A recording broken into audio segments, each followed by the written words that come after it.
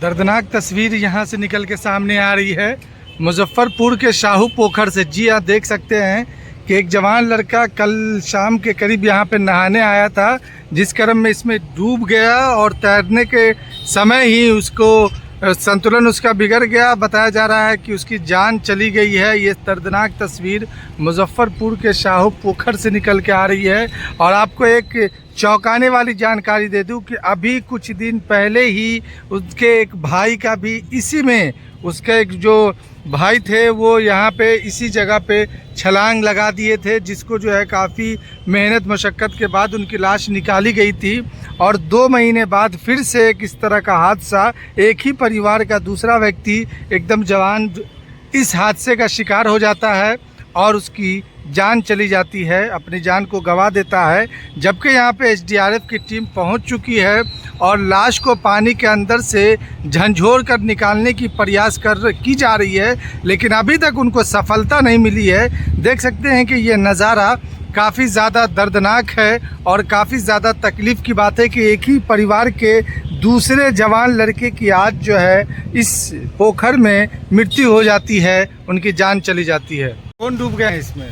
2 महीना 3 कबल जो धोबी है, उनके बड़े बेटे कूदे थे, उसी का छोटा भाई के दौरान जो है डूब गया है। सरकार से मुजफ्फरपुर प्रशासन का कहना है कि जो नाव नचाने का नौटंकी करते हैं, मेला लगाते हैं, उससे नहीं होने वाला है। इसमें गिरे तक गोताखोर को भेजिए, एनडीआरएफ का टीम आता है, नचाता है। जब लास्ट अपना टाइम हो जाता है भूल के निकलता है।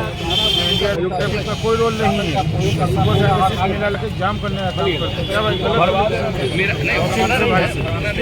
क्या कहेंगे? यहाँ पे जो है अभी एक व्यक्ति की जान चली गई है, आप पहुँचे हैं? देखिए मामला यह है कि ये जो पौराणिक शाहू पोखर है, जो पिछले कई वर्षों से समझिए ये मौत के पोखर में प्रसिद्धि हासिल कर चुका है। और इसके बावजूद भी प्रशासनिक पदाधिकारी से लेकर तमाम जनप्रतिनिधि अभी तक इस मामला को लेकर के गंभीर नहीं हो रहे हैं, जिसका नतीजा यह हो रहा है कि हर 4 महीना 6 महीने में कहीं एक महीने कोई घटना यहाँ हो जाएगा। और इसी क्रम में मुन्ना रजक जी का जो ये मंझला बेटा है, जिसका एक छोटा बेटा मुन्ना रजक का 3-4 महीना पहले इसी हादसा का शिकार हुआ।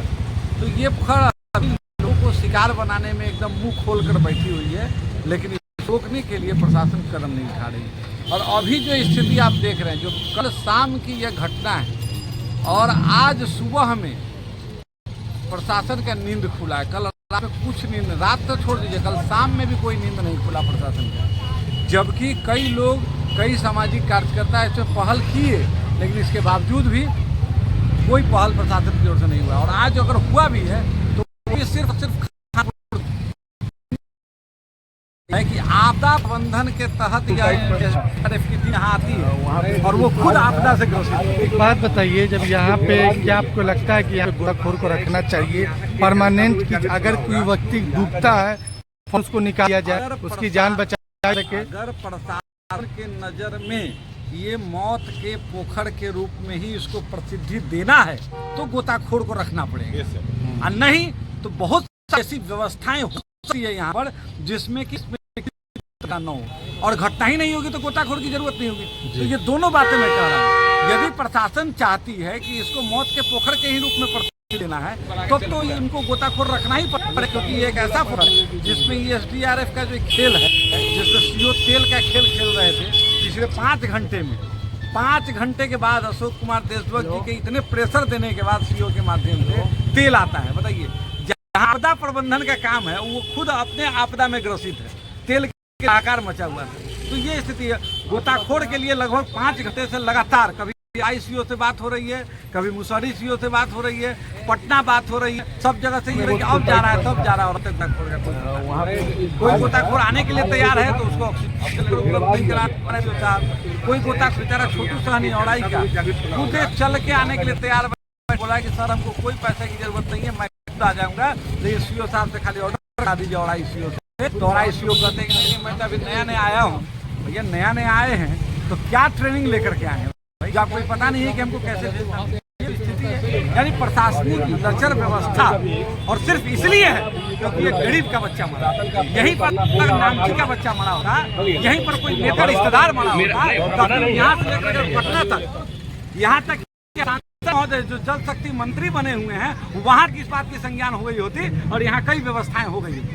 लेकिन एक गरीब का बेटा मरा है। मुन्ना रजक बहुत गरीब है, इतना बीपीएल धारी है वो, और इतनी कमजोर स्थिति है कि उसका 3 बेटा, तीनों का खत्म हो गया उसका।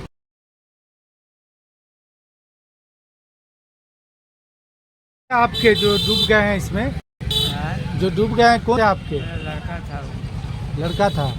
तो क्या कोई दिक्कत था, विवाद था कि ऐसे नहाने आया था कपड़ा में? घर ही नहा धोआ के रिक्शा पे अपना चल जाता था, इधर तो आए भी नहीं खाता, काहे न काहे उन्हें गाड़ी लगाया, शाम के समय में नहाया या आदमी लोग हमको आए आदमी लोग उधर से आया तब बता। तो अभी हाँ, तक प्रशासन की तरफ से आपको कोई जानकारी दी गई है? तो पुलिस वुलिस ने कांटेक्ट किया आपसे? पार्सल ये मुकेश पार्सल ये अच्छा, तो अभी तक लाश नहीं मिल पाया। नहीं मिला। तो क्या लगता है किस वजह से जान गई है उसकी? जान कुछ नहीं, तो गाड़ियों की चलेरे करा था, अरे करता था, काहला निहाने काहला गोर थकला, काहला गिर गया कि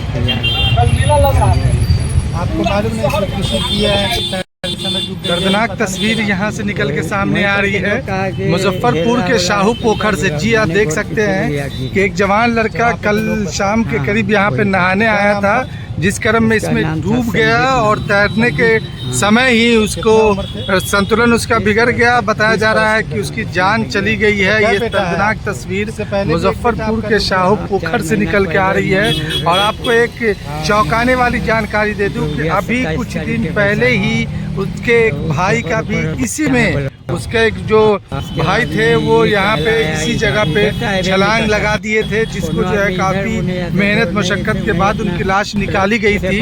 और 2 महीने बाद फिर से इस तरह का हादसा, एक ही परिवार का दूसरा व्यक्ति एकदम जवान इस हादसे का शिकार हो जाता है और उसकी जान चली जाती है, अपनी जान को गंवा देता है। जबकि यहाँ पे SDRF की टीम पहुँच चुकी है और लाश को पानी के अंदर से झंझोर कर निकालने की प्रयास की जा रही है, लेकिन अभी तक उनको सफलता नहीं मिली है।